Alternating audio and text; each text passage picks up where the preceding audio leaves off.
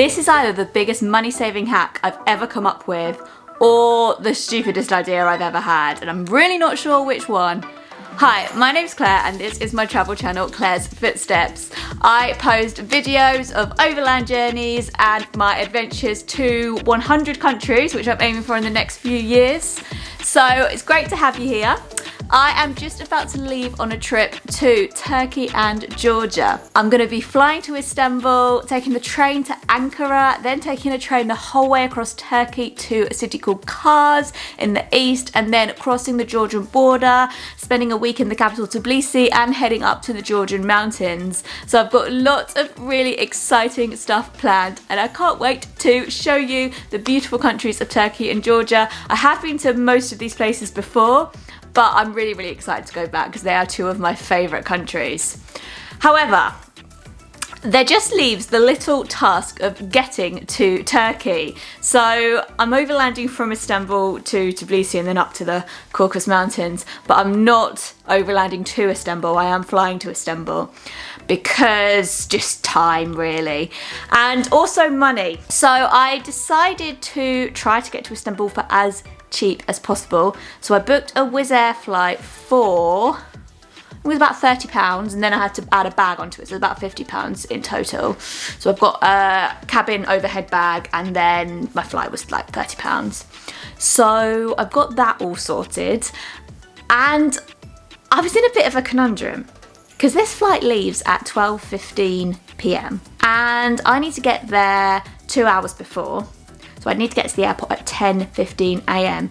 and there wasn't really a way I could leave my house in the morning and get to Gatwick Airport by 10:15 a.m. I live in Devon in the southwest of England, so it's a little bit trickier to get to and from the places. I didn't want to pay for a hotel because I was like, I've booked the cheapest flight. I don't want to then have to go early and pay for a hotel. So I was looking at my options and then I found this night bus. So this night bus leaves Exeter Central, Exeter bus station at 1 a.m. and then it arrives in London at about 5:30 a.m. which just sounds stunning, doesn't it? So I booked myself on this bus. It cost £10 and I will definitely get to Gatwick in ample time for my flight. So that is what I'm doing. Yeah, I'm saving quite a lot of money by doing this, but I'm also, you know when you book things and you don't think at the time about how tired you're going to be. I feel alright at the moment. I did have a late coffee at 8 p.m. So I had that. I feel okay at the moment, but I'm going to feel tired. I know I will do, but definitely by the time I get to Exeter. But anyway, I need to just finish packing, finish sorting the flat out, and then head off to the station where I'll take a train up to Exeter and then head off to Exeter. So I will take you along with me on this madcap journey of the cheapest possible way to get to Istanbul. So let me go sort my stuff out and then I'll get back to you. All right, let's go to the station. Oh, I tell you what, it is the weirdest feeling leaving the house and like going on a trip at this time. It's 11:10 at night. I'm normally asleep like 2 hours before this time. Surprisingly, I actually don't feel that tired. I had my 8 p.m. coffee, which I think is giving me the energy I need right now. So I've got about 10 minutes to wait for my train. I always get here a bit early. And yeah, that will get me into Exeter with loads and loads of time to spare, but the transport options are a bit sparse this time of night, so I would either be cutting it really fine or getting there with like an hour to spare, but that's fine. I'd rather be early.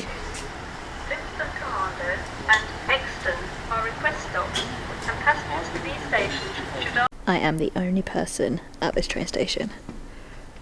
Made it to Exeter Central.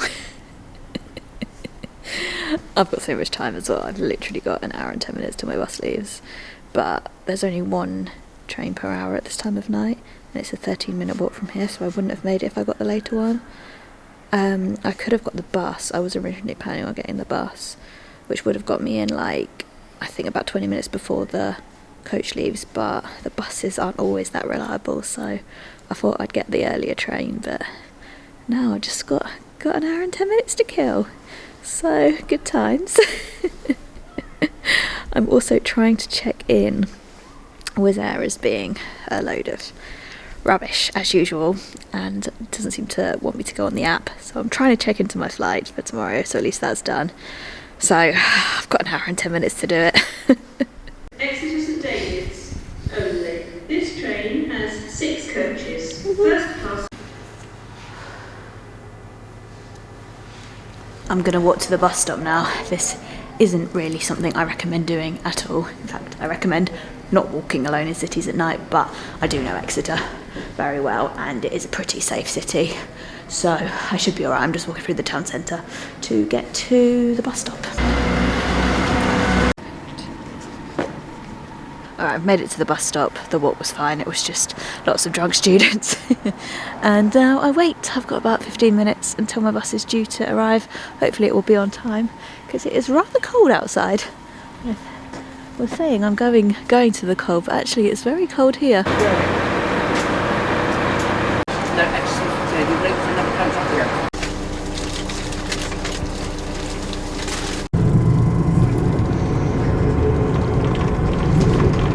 The only double seat left was right by the toilet, so that's where I am.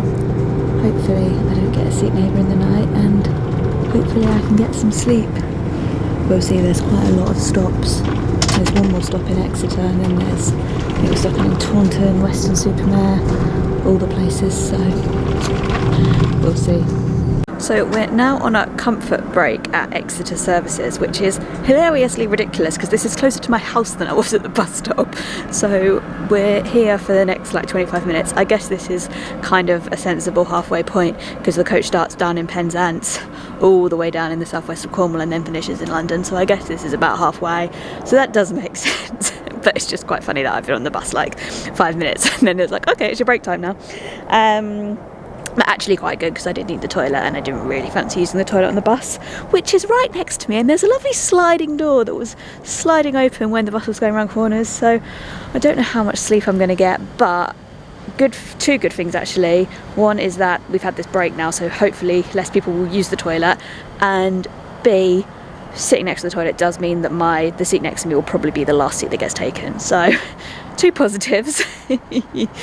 Right, I'm going to get back on the bus and then I think I'm going to try and get comfortable and actually get some Z's, let's hope, and then yeah, get ready for entry into London at 6:20 AM, which isn't too bad actually. For some reason I thought we got in at 5, but it's 6:20, so it's not too bad.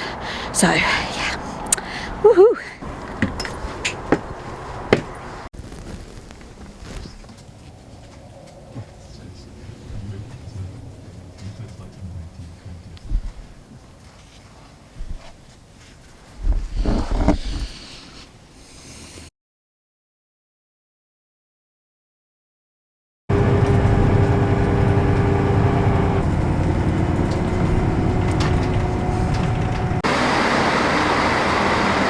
I've made it to London. I'm not gonna lie, that wasn't the best night's sleep I've ever had. Not that I was expecting it to be, but it was one of the worst sleeps on buses I've had as of late.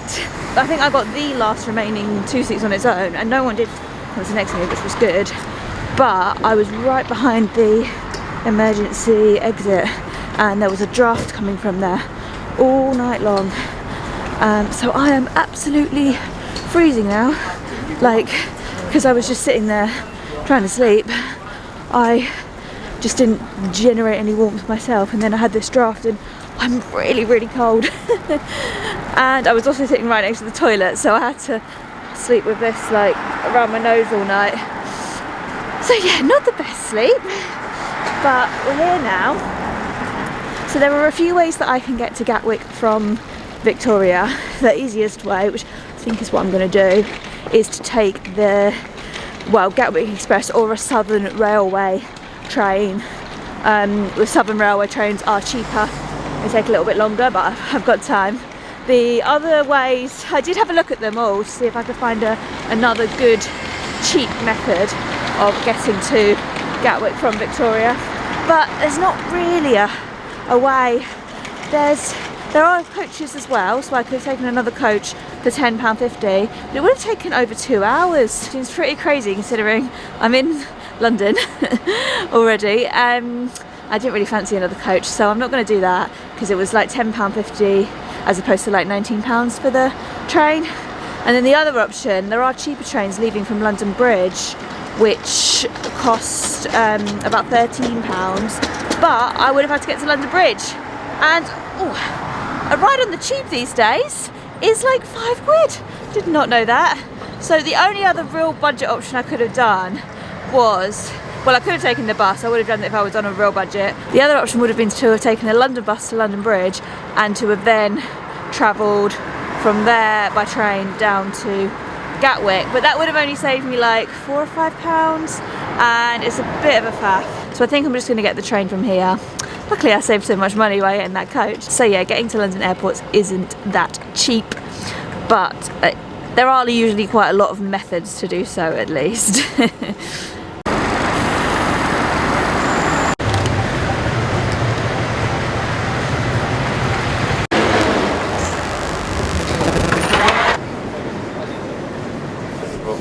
I was also waiting for 8 hours.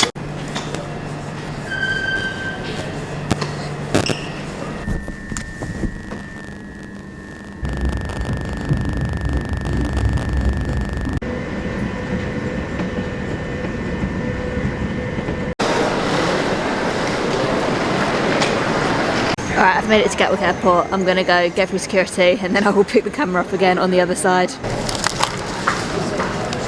I am through security and in the Aspire lounge.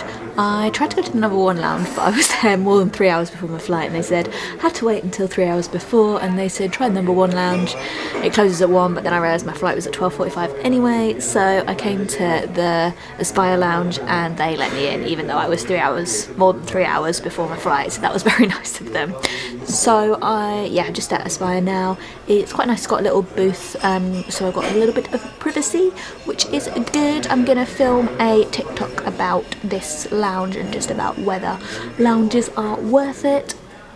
So I'm gonna do that. I've got a little bit of computer work to do, and yeah, I've got like over 2 hours to just chill in the lounge, which is nice. This was my sort of my prize after enduring the night bus, was to be able to have some lounge time, because I do enjoy a lounge. I do enjoy a lounge. So I'll show you around at some point, and yeah, I'll get some desk work done, and then yeah, head to my flight. I'm feeling tired. I look tired and I am feeling it, but I should be able to push through. I'm gonna need some more coffee, but I should be alright.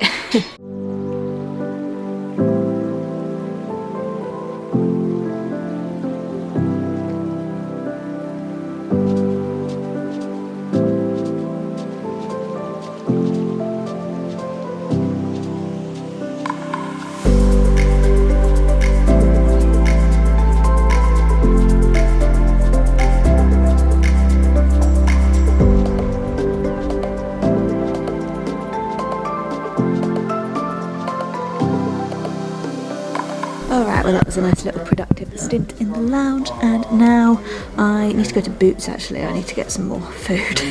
Have my breakfast, but I've got a 4-hour flight and it's on Wizz Air, so I'm going to need to get some food, probably a meal deal from Boots, and then yeah, refill my water bottle, very important, and then I think my gate should be announced by then. Hopefully it's not too far to walk.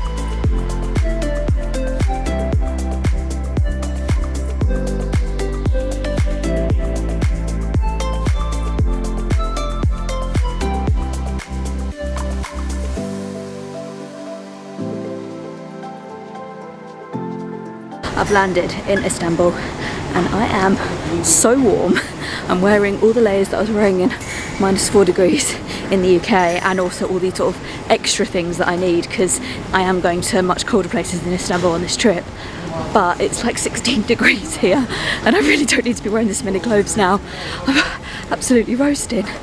But immigration was very easy. You don't need a visa, UK citizens at least, as of now, which is January 2023, don't need a visa to go to Turkey, and it was very, very easy getting through immigration. So that is all good, and now I will walk through and find my transfer. I've not actually been to this airport before. I've been to Istanbul so many times, but I haven't been to this new Istanbul airport. It's very modern and gleaming, but it's about an hour from the city, I think.